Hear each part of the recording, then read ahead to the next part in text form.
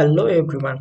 In this video, I will show you how to restore your actual Windows user profile account from the temporary user profile account. As you can see, this is a temporary user profile account which got created in my Windows system. First of all, no need to panic. The data is not deleted. It's just pointing out the wrong user profile account. So let me show you how to fix this issue. Open run, type regedit. Okay, and yes,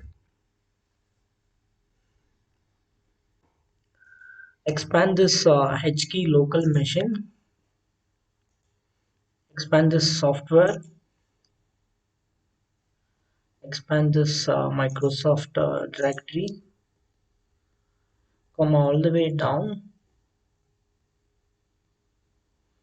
expand this Windows NT, expand this current version. Now locate the profile list. Yeah, this is the one. Expand it. First, we need to modify the ref count value. Just make sure the ref count value data is 0. I'm changing it to 0 and I'm giving OK. And the next step will be deleting this temporary user profile account so that original Windows user account will be restored. Now I'm deleting it and rename this actual Windows user profile account by removing this .bak extension on. And one more thing, just expand this name. We need to modify this profile image path name.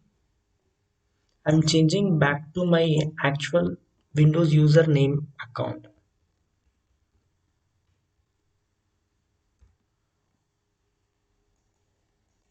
Most of the scenario, it does not require to change this profile image path name.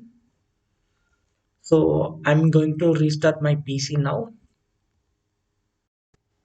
I have restarted my PC now. It took some time, but I logged in with my actual Windows user profile account.